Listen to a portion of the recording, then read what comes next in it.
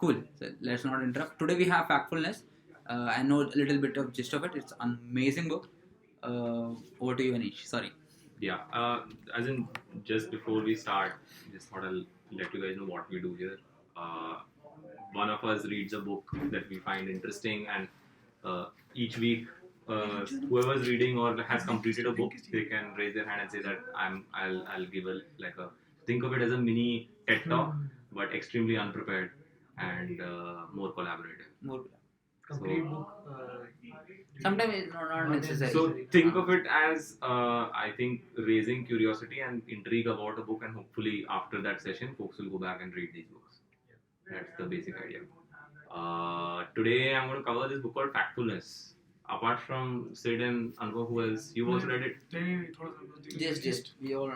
Okay, Yes. perfect. So please feel free to correct me wherever I'm wrong, because it's called Factfulness. I have not brushed up on the facts. But largely what the book is trying to do, it's written by a close colleague of a close friend of Bill Gates. So I found out about the book from Bill Gates's bookshelf, and he basically was a doctor. He recently passed away. He has been involved in global public health and awareness of facts in general. So what he's essentially found out is that majority folks have very incorrect or wrong notions about basic worldview, जो बोलते हैं, right? And this book is his way of trying to mitigate that risk, which he feels that the moment you have an incorrect worldview, you tend to not make the right decisions.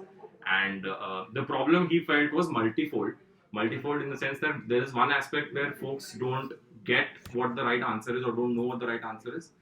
The second part is even when presented with the right answer, the answer is so away from our worldview that it's hard for us to believe or remember it. So how do we make sure that it becomes that's the way you think? So I'll just give you a brief example.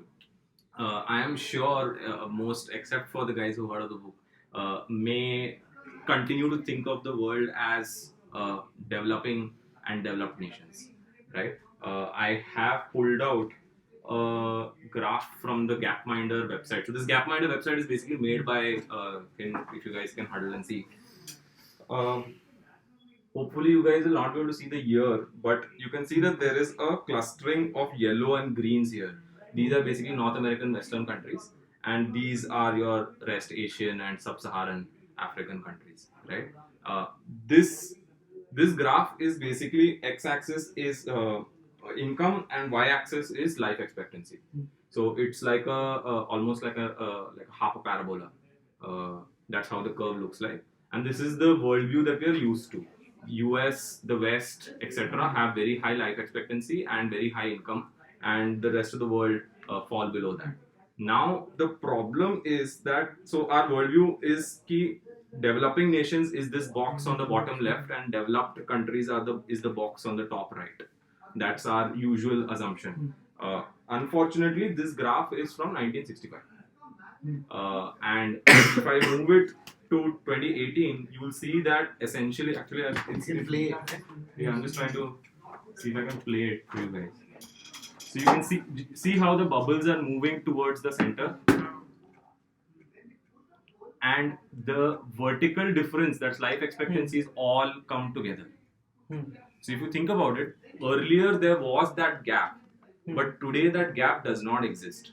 And essentially the entire world is in so-called the middle hump. Everyone is clustered very close together. There is income distribution is there, but life expectancy, for example, has almost been the same across the world. So, and this now today, if you try to find out the developing nations, so you know what these big red globs are? India, China. This is India, China. By the way, it's this guy's organization and his son are the guys who sort of popularized this bubble chart as an interface.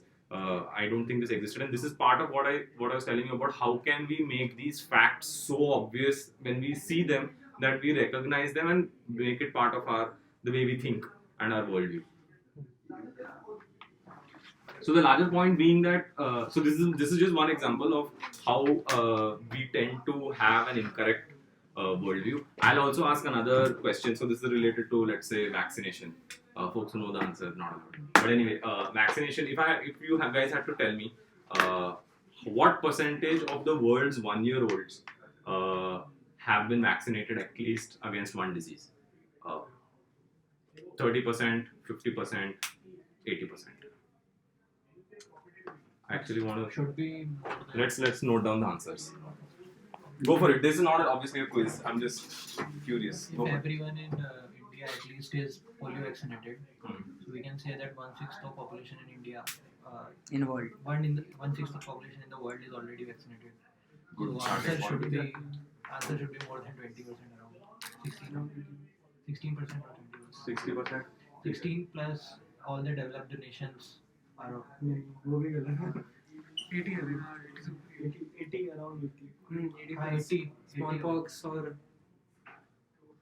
smallpox.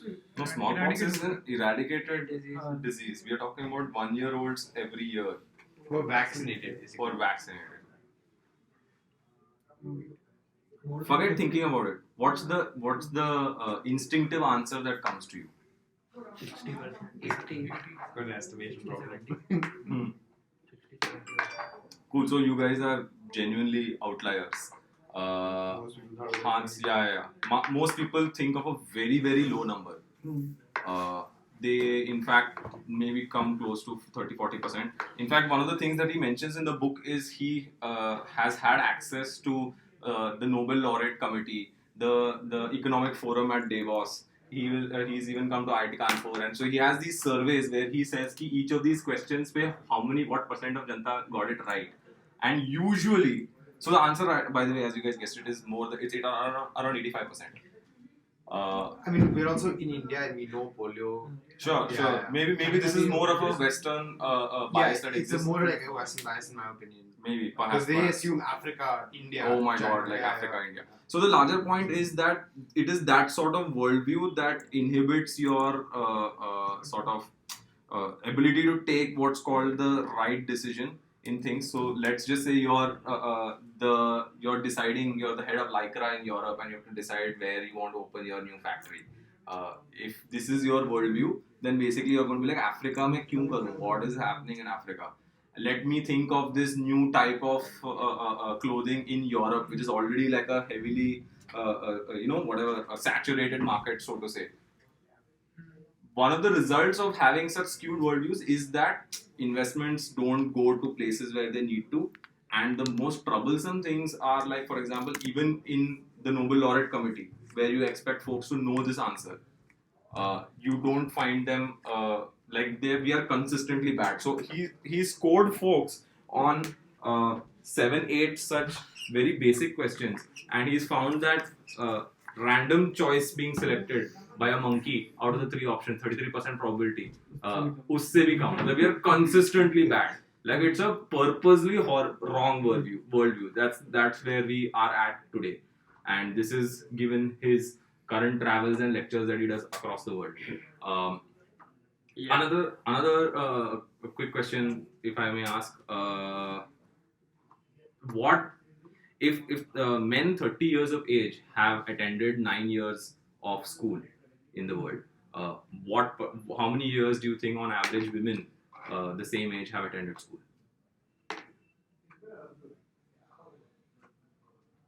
Can you repeat? So 30-year-old men on average have attended 9 years of school. So what do you think the number is for women? 5.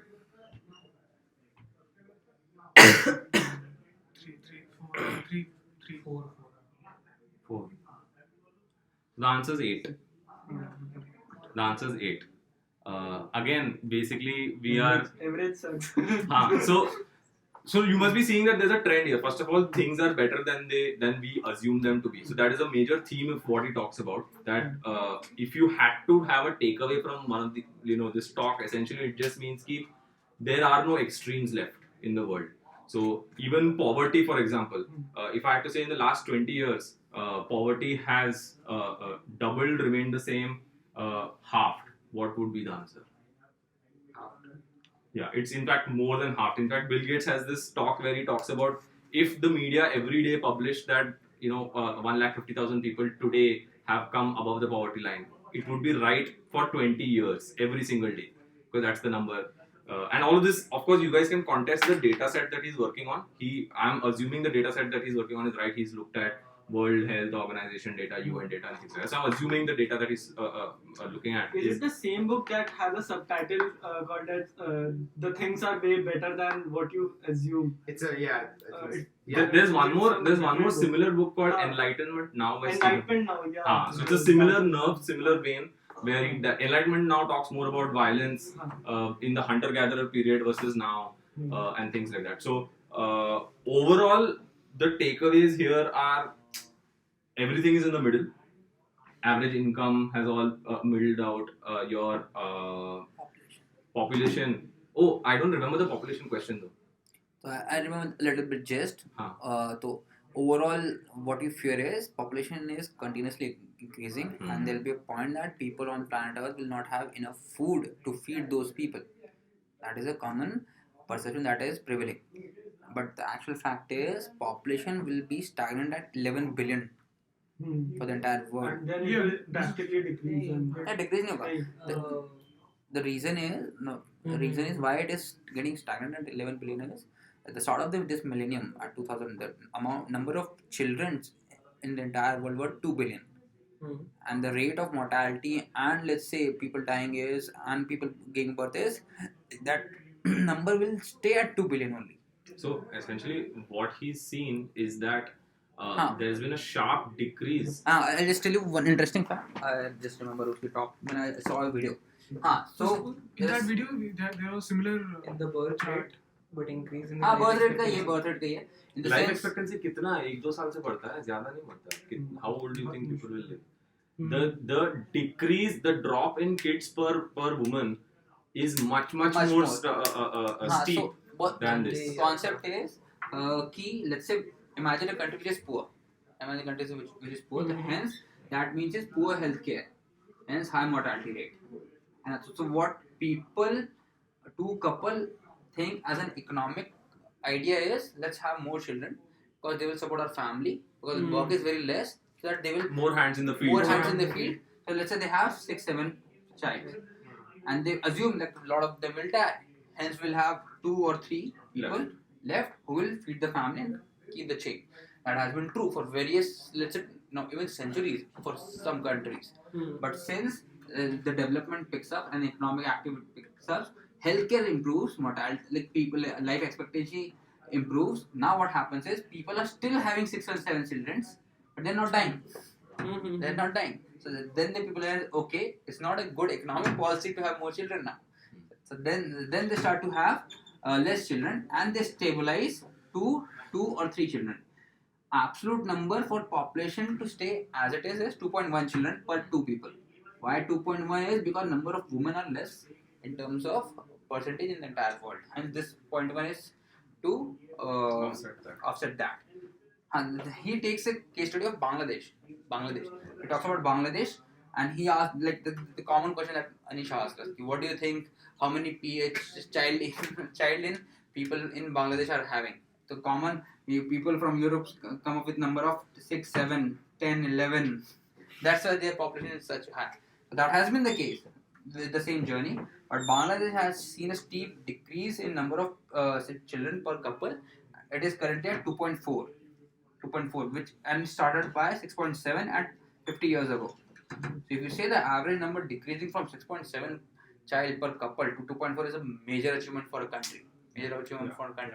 And essentially what he's done is that, so how do we change this worldview? How do we make sure that Bangladesh में भी अभी 2.4 हो गया है? He traveled to all of these countries and he basically took photographs of their lives, and what he figured out is that the commonality of this, let's say, number of children is linked to the average income. It is the moment incomes rise, education slightly increases, healthcare improves, people want their children to be educated, and they know that mortality is low, and hence automatically this reduces. While this logically makes sense, we still, how do we make sure that our worldview changes? He saw that pictures are compelling. He went and showed a photo of a sub-Saharan Africa lowest income family has one toothbrush that they share in the family. As you for example, become a slightly more rich country, he actually went and saw that maybe Bangladesh mein each person has their own one single toothbrush. Those photos are and images like that is like very compelling for us, and that's how we can slowly change the way we think. The interesting thing also is why do we have these incorrect worldview? News headlines. So that is definitely one aspect where he mentions this really nice way of talking about it. He's like, the news is like you seeing a photo of my foot and expecting to know me. It is a part of me. It's a slightly ugly part of me, but it is not me. So news is obviously, we all know this, that they are there to sensationalize. They know that this is what sticks, and that's why that cycle continues. Another problem is that frankly it's not our fault, so to say.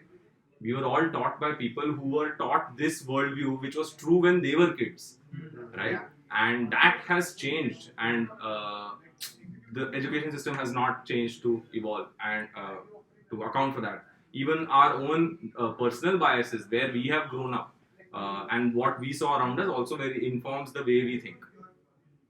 And so all of this is this. There's also this concept of gap bias that we all have.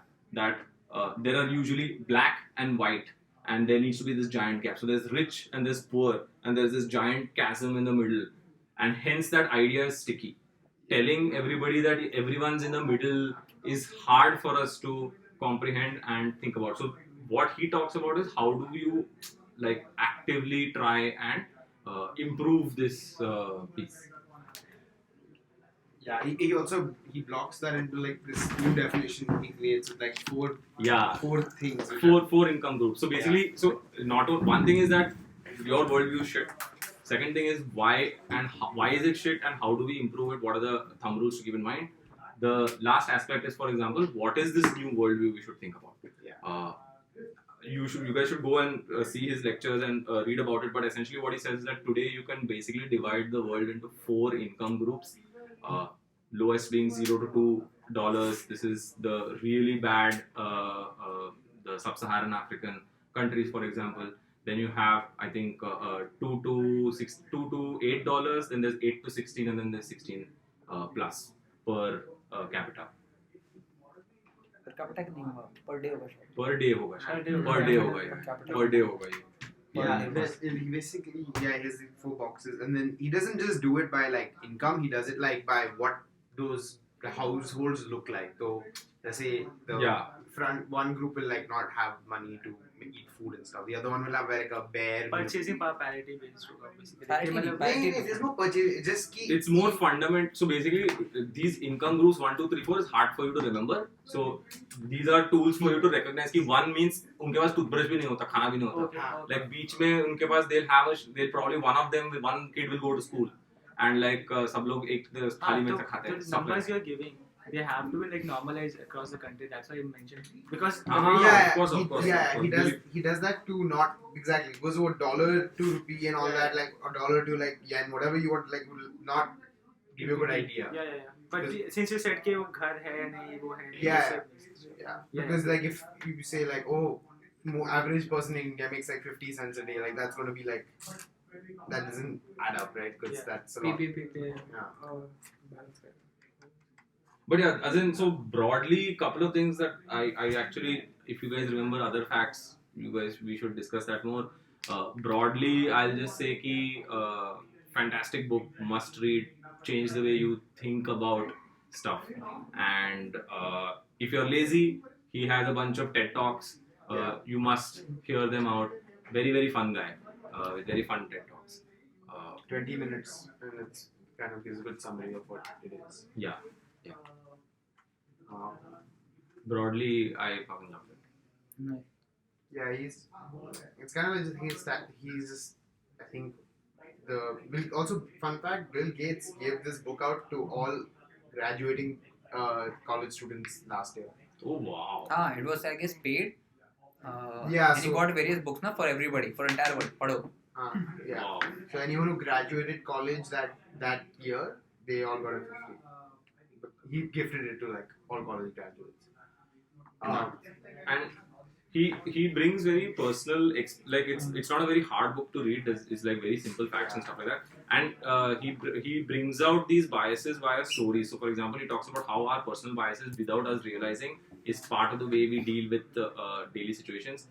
He was, I think, post World War II Sweden में northern किसी port में he was a doctor, and all of a sudden there was this shipwreck, and not a shipwreck, there was actually a pilot who had crashed somewhere, and emergency ward mein he had that guy had come. In his head at that time there was so much fear mongering from the media and things like that. Sweden is very close to Russia was Sweden was, I think, part of the allied force, while Russia was obviously Axis, and hence there was this fear that they will fly over and come. So this constant fear is there कि भाई Pakistan आएगा वैसे. And when this guy came, he's like, shit, this guy is a Russian fighter pilot and we are being attacked. And जब उससे पूछ रहा था सवाल, he was giving an answer in which he could not understand. He's like, ये साला Russian में बोल रहा है फटली, and he was frozen. Suddenly a nurse came, gave that guy, removed his, bleeding wounds, things like that. And end of the day, when he calmed down, he realized that the guy had hypothermia and was shivering when talking. He could not understand what he was saying, and he just instantly assumed his worst fears. He's a Russian spy or whatever. So just about taking pause and being like, am I thinking in extremes? Is this actually true? So for example, those photos that we see of children dying, how many children die per year, is not wrong, and it's not wrong to feel bad about it, but it's also important to know that today that number is much lower. So if I tell you, for example, another thing he talks about that we can use in day-to-day life, I tell you if 2.4 million children died last year before the age of 1, right? It's a huge number, very sad, horrible, but 10 years ago that number was like 15 million, right? But so at that time data was not available for us. Exactly. No, And more importantly, what he tells about is that you should, like, we all obviously know this, we always ask kitne log convert kiye. We don't say 10 log ne convert kiya. We talk about a percentage. So never look at a number in isolation. From where has it started? Where has it reached now? When you look at 2.4 million, it's a giant number. When you look at it as a drop from 10 to 2, it's like, wow, we've improved so much. So it's like takeaways are really simple and basic like that, but I think it's world changing. काफी awesome. So, since you were talking about like general trust in essence, so I was actually hearing Joe Gebbia, who is like chief product officer in Airbnb, is also the co-founder. Mm-hmm. So he was mentioning like how in his head he got the idea of, let's say, Airbnb. So he said कि एक बारी he met a guy on a virus. He started discussing, and he said, hey, where are you crashing? He said, I don't have a home, and he has a Mazda car, and he was like, उसने एकदम से बोल दिया कि hey, why don't you stay at my home? I have a extra bed. And then in his head he started thinking, shit, I'll be kidnapped today. मैंने घर पे एक stranger को बुला दिया, and he was super scared.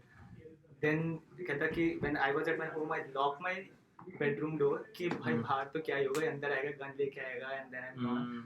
All the night he couldn't sleep, but in the morning he realized he's a good person. So he said कि हमारा initial bias है कि stranger है तो भाई मारने वाला है हमको. So that was the biggest challenge that we faced. कि हम गए उनके पास investors के साथ, हम बोलते हम ना लोगों को घर पे strangers को रहने देंगे और एकदम chill है. And this was our pitch. And imagine the face of the investors that they were thinking कि क्या बोल रहा है, right? So then he said like, how do we solve for trust? He mentioned something like similarity versus reputation, मतलब similarity to reputation का difference. So he said similarity देखता है लोग जब trust हो. जैसे उसमें था कि let's say he did an experiment कि everyone sitting in this hall अपने left वाले बंदे को phone unlock करके दे दो. Everyone did. And then अब आपको जो डर लग रहा है ना कि अरे यार मेरा phone unlock बगल वाले बंदे के पास है. This is a fear that everyone feels. And this will be comfortable अगर तुम उस बंदे को similar मानते हो कि तो मेरे जैसा बंदा है या फिर ये responsible बंदा है, right? तो he said कि generally you will see कि similar लोग ज़्यादा trust कर लेते हैं एक दूसरे पे, like we are engineers, we trust you more जैसे compared to someone else कि हाँ ये मेरा कोड संभाल देगा, right? But he said इससे भी बड़ा factor होता है reputation कि if I say ये 10,000 reviews है इस बंदे के, so he made a fun way he said कि let's say अगर मैं बोलता कि this guy had 10,000 good experiences of handling a unlocked phone so I would easily give it to him. So reputation overrides every Personal similarity trust. thought that we make in profiling. So it was all about like how we solved it. So he was basically mentioning that reviews and everything was so important for us while pitching कि हाँ strangers को घर पे आने दो. No, and this bias that he's talking about is present even in. So there's a tendency to say कि oh certain cultures are a certain way and hence कभी improvement तो नहीं आएगा. For example. इसमें Blacks के बारे में बताओ. हाँ, so this is I'm sure that the tribe वाला piece that नहीं तो the 10 fastest growing economies in 2016, 9 of the countries are not very democratic. So हमारा world view है कि democracy चाहिए Exactly. to lead to economic growth. Yeah. But 9 out of 10 fastest growing countries. India is the only one, I guess. Probably, yeah. I Yeah, don't India is know. the only one. Yeah. In the the क्या है India democratic? oh, existentialism. That is a discussion for the next. yeah. But yeah, as in broadly coming back to the whole culture bias thing, there is this persistent culture that Middle Eastern countries have a certain kind of culture, and hence they'll never be able to come out of war. They'll always be like that. But he shows this amazing graph of children per woman in Iran. And basically in 90s when there is that there's an economic boom in Iran, the number of kids basically just drops from like this 5-6 to like 2-3. And he says that it has nothing to do with culture. It has purely to do with income. It has purely to do with education. It has purely to do with basic healthcare. You that comes with. four stages होती हैं a population की basically. Yeah, so it's basically based on economic and healthcare how it's growing and not Exactly. about the culture at all. And these are questions he asked at that business economic forum in Davos. And उनको भी नहीं पता है ये सब चीजें, तो it's not the worst thing in the world that we don't know the worldview, but it is what he gets flabbergasted and mentions many times in the book is that how is it that so many people have such a horrible view of the world? Yeah. Like how can we be wrong about such basic facts? Yeah, I mean, I think if you like when you travel and you talk to people, that also you get more context, but then you'll also realize how like bad a version like of what like where you live they have. For example, when I lived here, went to college in America, a lot of people ask me like really strange questions like how did I know about these English movies or something, but like they They can't have- imagine that they like can't I कि torrent चलता है भाई. yeah, they Internet would have- ask questions like, oh, what is like, when did you learn English, for example? This is a very common question. Yeah, And, like yeah. even today you get when you travel to a Western country, you like, how is your English, English so good? so good, yeah. It's just Yeah. like bizarre to us because we're like, what? And then like I get the opposite question, come back like, oh yeah, like isn't there like a lot of racism in America because of Trump? Which is like not at all true. It's not like everybody woke up the next day and they became Suddenly like, racist. the people around me became more racist or something, Yeah. right? Like sure. So I think like the news, I think is like fact on like the news, because the news is just like if the news started reporting things like this, right? Like things are good, like like चलेगा नहीं ना. crime is going down.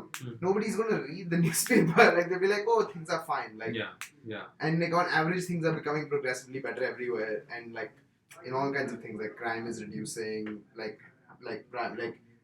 primary education is becoming better, like basic infrastructure is becoming better across the world. The Africa fact is true. Like a lot of people don't invest in Africa because they don't think Africa is like a future business, Yeah. but like yeah. right now it's like one of the fastest growing because, Exactly. yeah, they're like they have the basic stuff in place now, and they're like doing all of those things. But like the major cities are really coming up, but we don't know that. Exactly. And So I have a question. So isn't it necessary that we should have this perspective because it helps you work harder? So अगर आपको लगेगा कि India में wraps का तो rate कम हो रहा है, so no one would actually go and fight for those people जो कि उनको लगेगा कि अपने आप ही ये तो कम होते जा रहा है, so कोई नए लोग नहीं आएंगे उस चीज को और कम करने के Crowd लिए. but maybe the mind share right now is too much overcompensated. Too Like, much over मतलब that is the point. I mean, he's trying to just think in the sense that like just a computer programmer. I think like the first thing that we study is worst case scenario, right? Yeah.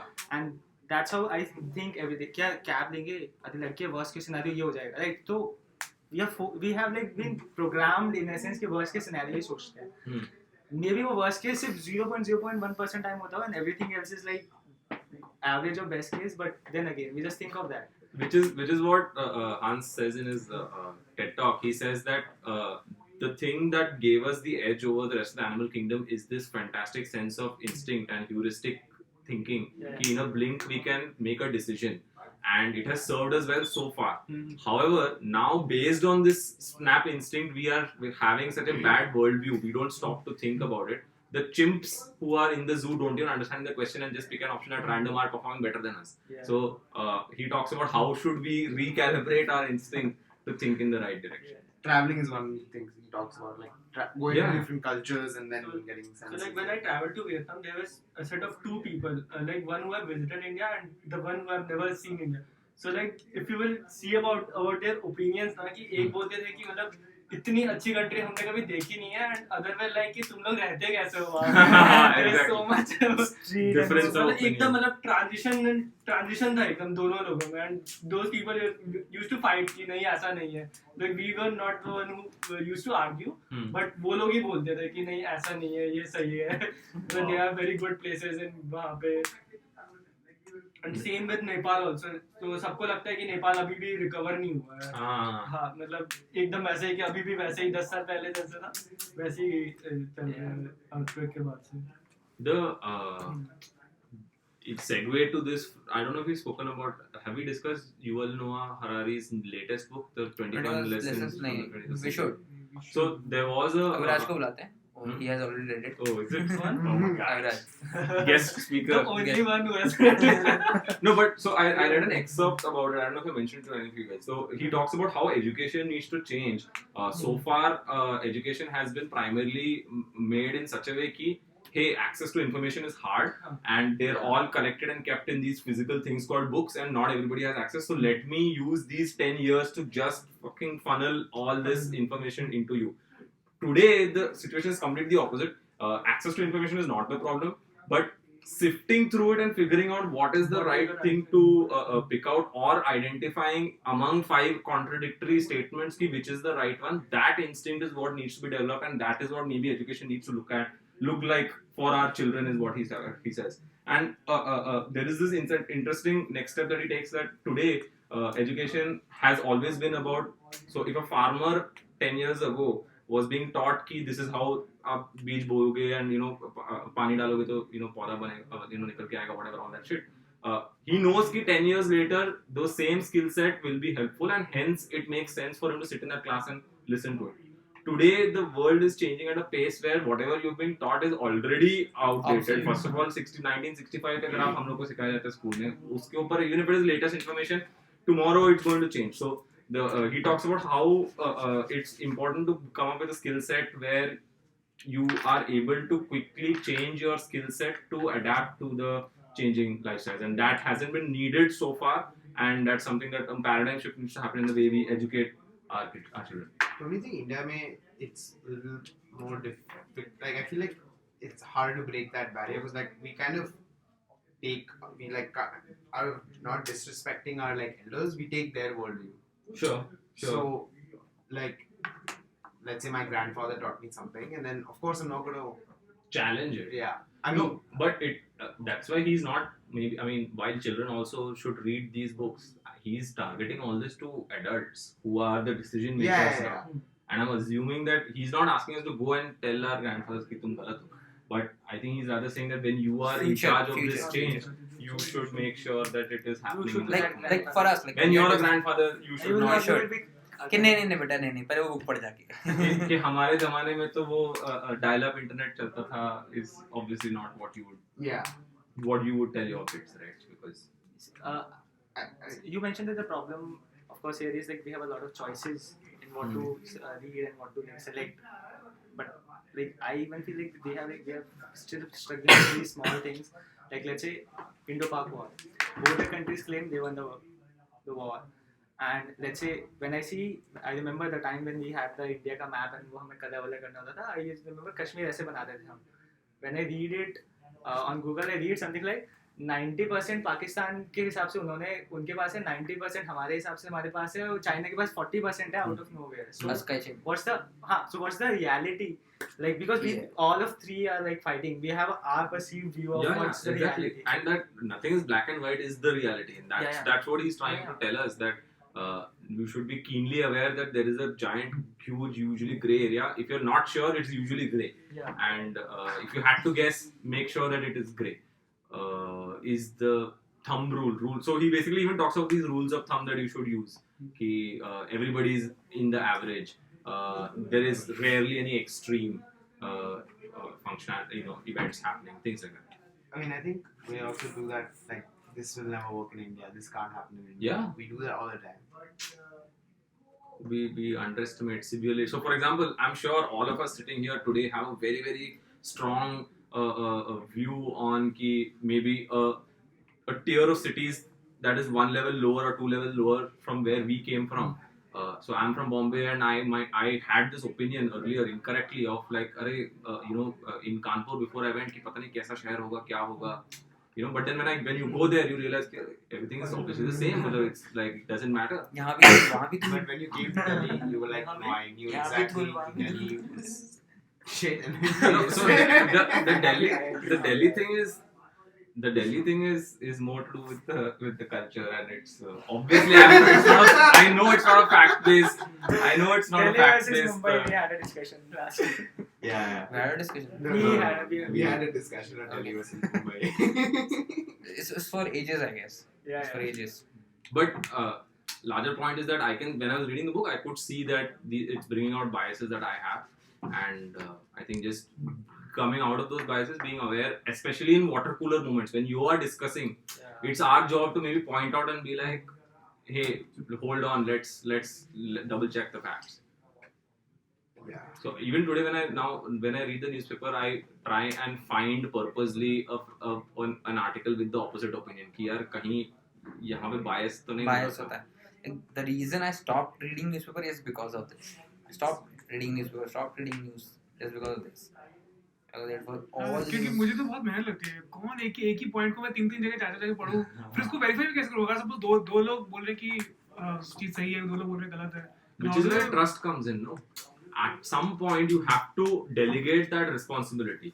There's a reason division of labor exists हाँ, because पर you वो trust कि जो मिस्त्री है वो उसने ढंग से बनाया होगा बिल्डिंग, वरना तुम नहीं बना. कहाँ रहोगे नहीं. फिर तो बेसिकली मैं सिर्फ एक ही न्यूज़पेपर पढ़ सकता हूँ, right? Then why do I go through all the articles which there on internet? मतलब सपोज कोई एक पर्टिकुलर टॉपिक आपको इंटरेस्ट है पढ़ने में, if you're just relying on one newspaper या फिर one website something, okay, तो आप बस हमेशा बेसिकली उसी पे रिलाई करोगे. But then it goes against कि आप कभी एक पे रिलाई मत करो. If you don't want It's to create not a bias, तो it's not multiple. I mean, I guess, like, maybe looking at two opposing views, and, like, which are, like, reading a really, like, this is, like, coming from, like, this is an opinion article. Like, I think that's really good. I read an opinion piece and it says opinion on top. I like that because at least it's very clear. Make sure कि- your opinion. Not just that, I mean, maybe I'm doing it only for a fraction of cases, but for example, in my head, I'm like, I'm not maybe as politically aware as I'd like to be or as I think I am. So maybe the best way to do it is that, so I know upcoming elections, there'll be a lot of articles about politics. I have some XYZ opinion about politics. So I know for a fact that for election related news, I will scour multiple cases. So maybe what you're saying कि हर article के लिए मैं It's not possible. देखूंगा नहीं होगा possible. Right, so that balance and how to find that out is really, maybe that's the startup that someone comes up with कि यार मैंने इतने article 5 website छान मार के ये है आपका, like InShots tomorrow claims कि I have छानोड 5 websites and उसके basis पे मैं दिखा रहा. Why does Wikipedia work? Because you're like, there are 15 citations, I'm assuming it's right. And it's open source. Yeah, which does not mean it's right. It just means it's democratic. Yeah. What to do? On the same lines, like you're saying a startup, but like for fake news, as you were saying, you don't read newspapers and all. So WhatsApp became a very big thing in India last year for all of these things that happened. So I was like looking at कि कैसे सही news पकड़े. So like one of the very basic thing, you can say it's wrong because senators have done it, उसके against में, but Google search कर लो भी बहुत सारी चीजें तो वहाँ debunk हो जाती है. You can say 30-40% of the fake news, Sure. you can do it by Google search. Second thing that you can do, ऐसे sites हैं जो कि ये करते हैं कि this was a fake news. So there are a lot of Sure. But Twitter the accounts larger actually- point is that no, कि कितने articles नहीं, निकलते नहीं, हैं? नहीं, but something that you feel like especially like as you said, political agendas and all, that's where it's very important. And so people are doing things like कि दिखाया है एक्चुअली भी है. So this is a definite proof. Like जो trust वाली बात करें कि इस पे मैं ट्रस्ट कर सकता हूँ, तो मुझे दिखा रहा है ना कि इसको फर्ज करके ये दिखाया गया, राइट? So ऐसी चीजें आ रही है. You are saying of a startup, maybe like these guys are actually tracking कि कोई भी न्यूज़ गलत आ रही है किसी भी लेवल पे, इकोनॉमिक, पॉलिटिक्स, किसी भी लेवल पे होगी, वो उसको दिखाते हैं. So you have certain sources, and शायद उन sources को देख के आप आगे वाला perception भी बना पाओ. Say NY Times does this for every Trump speech. They run a fact check after it. कि Oh. ये सच है, ये गलत है. Yeah. Amazing, वो काफी बहुत अच्छा करते हैं. And before the election, they published a 2-page पूरा कि this is the falsities that Trump has tweeted. Just tweets. काफी cool. Yeah. I mean, things will come around that कि हाँ, trustable sources will have, but then someday they will also fall. And even people take wrong interpretation from data also. Yeah. Exactly. That's the For like, example, that's I will give you an example for like since you were childhood, तुम अगर बड़े हुए होगे तो तुमको बताया गया होगा कि इंडिया में divorce rate is around 1%, which is so good for a country. कि कितना अच्छा है कि हमारे यहाँ सब कोई साथ में रहते हैं, but which is not the case. कि because the opposite gender is so used to abuse, मतलब she is so terrified कि घर वाले allow ही नहीं करेंगे डिवोर्स लेने के लिए, and she has to live under those conditions. So मतलब डिवोर्स रेट इतना कम होना बहुत बुरा है मतलब किसी कंट्री के लिए. Actually. divorce versus suicide बोलते हैं वो इसको कि यार या तो तुम डिवोर्स के लिए मान जाओ एज अ सोसाइटी, और या फिर even if two articles are, I think, saying the same thing. So and so debunked this theory. Yeah, debunked this other person's statement. Just those words are enough to tell you the emotion with which कि यार वो तो गलत ही बोल रहा है. As opposed to it just being कि there are two people arguing and that's what's being reported. You don't know who's right. So for example, that CBI वाला जो fight हुआ था, it's like मैं बोल रहा हूँ दूसरा बोल रहा है, but then you would have articles talking about this guy has debunked his theory or rejected. So those strong words tend to bias our opinion, and we should really have to be careful about these things. for data there is also a very big thing called snapshotting, like especially in the trend graphs you can say देखो यार ये 10% बन रहा है, but you won't see the larger picture where it was like 15% पहले तुमने अभी का 10% दिखा दिया. That's like very common thing that people do in data. Snapshot कर दो बस इतना, अरे इतना तो बढ़ गया, right? That's really common. But I think the larger point is not to sow the seeds of mistrust. It's about as long as you're keenly aware and एक yardstick रखो, should be fine. Yeah, awareness is more important, but